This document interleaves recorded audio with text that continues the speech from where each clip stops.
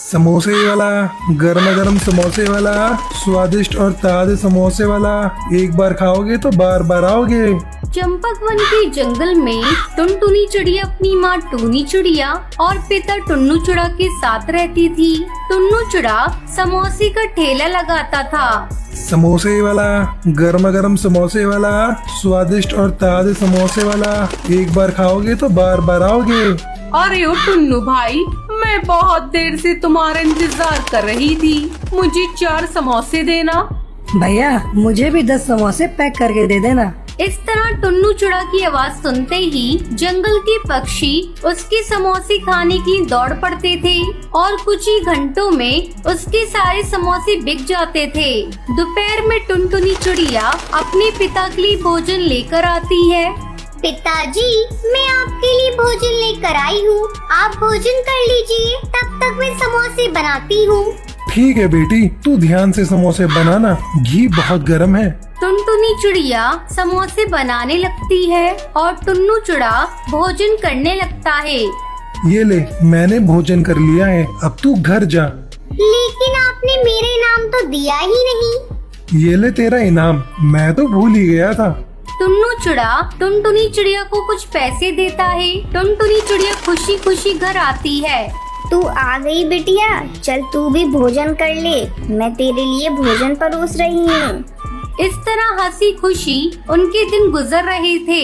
एक दिन टुनटुनी चिड़िया अपने पिता के पास भोजन लेकर जाने ही वाली थी, तभी सुंदरी कौवी वहाँ आ जाती है। अरे बिटिया, तेरी माँ कहाँ है? उन्हें लेकर जल्दी अस्पताल चल। समोसे बनाते समय तेरे पिता के शरीर पर गरम गरम घी गिर गया है, जिससे वो बुरी तरह से जल गए हैं। जंगल के कुछ पक्षी ने उन्हें अस्पताल में भर्ती करा दिया है।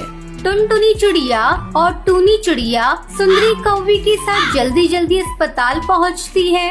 डॉक्टर, ये लो मेरी गुल्लक, इसमें से सारे पैसे ले लो, लेकिन मेरे पिताजी को ठीक कर दो। घर के सारे पैसे टुन्नू चिड़ा की लाश में खत्म हो जाते हैं। 2 दिन बाद टुन्नू चिड़ा को होश आता है, तब टूनी चिड़िया उससे मिलने जाती है। ये सब कैसे हो गया जी? आप देखकर काम क्यों नहीं करते?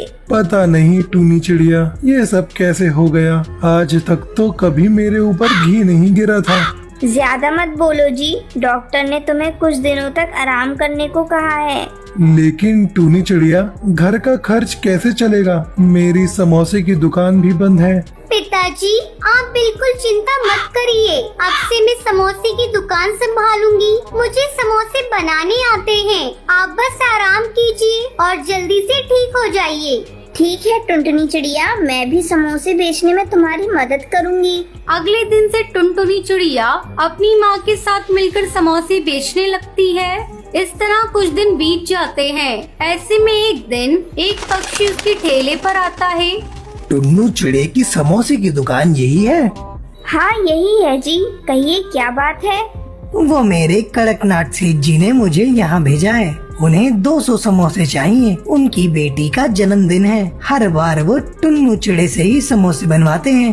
बन जाएंगे कालू भैया, आजकल मेरे पिताजी की तबीयत बहुत खराब है, इसलिए मैं और मेरी माँ समोसे बेचते हैं।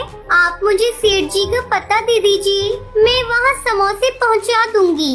कालू कौवा टुनटुनी चिड़िया को सेठ जी का पता दे देता है और साथ में 2000 रुपए भी एडवांस देता है। ये देखकर दोनों माँ बेटी खुश हो जाती है और समोसे बनाने में जुट जाती हैं। 2 घंटे की कड़ी मेहनत के बाद टुनटुनी चिड़िया और उसकी माँ मिलकर 200 समोसे बना लेती हैं और टुनटुनी चिड़िया उसे सेठ के पते पर ले जाकर पहुँचा देती है। कड़कनाथ सेठ समोसे के बचे हुए पैसे देता है, जिसे लेकर टुनटुनी खुशी खुशी अपने घर आती है। फिर वो पैसे अपने पिताजी को देते हुए बोलती है, पिताजी ये लीजिए 5000 रुपए।